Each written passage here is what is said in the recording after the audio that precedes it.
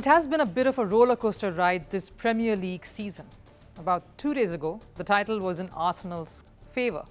But yesterday, Pep Guardiola once again proved that it is not easy to take away a trophy, especially from him.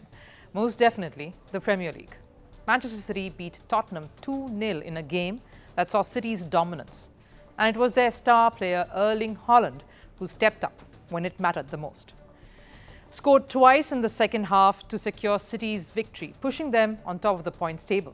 2 points ahead of second-placed Arsenal and just one more game left in the season. The title is pretty much City's to lose now.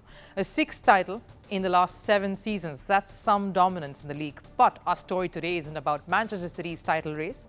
Today we're doing a deep dive into the meteoric rise of Manchester City as a football club and drawing parallels to that of the City rivals, Manchester United, at one point in the past. I am walking on edge here, comparing two of the biggest rivals, but the similarities are such.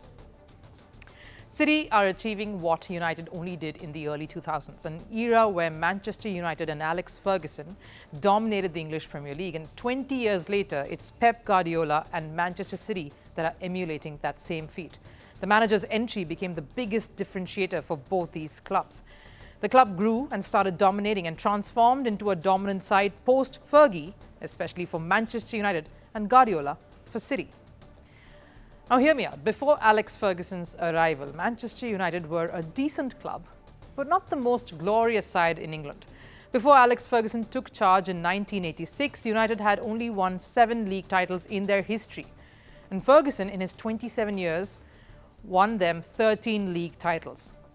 That was the dominance of Alex Ferguson in the 90s and the 2000s. When it comes to City, while the number of league titles may not be similar and it might not be of the extent that we have of Manchester United, but of course. But ever since Guardiola's arrival, City has seen a similar boost in their league titles, like United did with Fergie. Guardiola stands on the cusp of another trophy here. In City's history, they only won 3 league titles, whereas Guardiola, in his 8 seasons alone so far, has already won 5 league titles and is on the cusp of winning them the 7th. And the similarities don't end here. United were the only English club to win the treble in 1999. The Premier League title, the Champions League title, and the FA Cup, all in the same year. And just last year, Pep Guardiola and his City side achieved the same feat, making them the only 2 English clubs to have done this. It's hard to believe that not too long ago, Manchester City was synonymous with mid-table mediocrity. But all that changed with the arrival of one man at the helm, Pep Guardiola, a similar impact that Ferguson has had on United in the past. It isn't just the managers, of course, that draw these comparisons, but also the players. I'll tell you a little more. Like City has a young force in Haaland. Currently, football enthusiasts will remember how Cristiano Ronaldo used to dazzle the world in the mid-2000s. Now, I'm not comparing the 2 players here. That would be wrong. Just what they did and meant for their individual sides during that time to contribute to the club's greatness. The star power these 2 brought to their respective clubs, Haaland's arrival has added a new dimension to City's attack, making them even more lethal in front of goal, something that Ronaldo's arrival did at United. And this is the thing about having a star player. The opposition fears you, and anybody in the world would be scared to face a prime Haaland or a prime Ronaldo. Moving on, let's not forget about the homegrown talents here. While City have often been criticized for buying players, their recent academy player Phil Foden has blossomed under Guardiola's guidance. And back in the day, United had the luxury of Paul Scholes, who played a similar position to that of Foden now. Both the players have been crucial in the midfield of their individual sides. While Scholes retired as a decorated player for United, Foden still is making his way in the world of football. But his recent performances are a proof of his abilities being in the same zone as that of Scholes.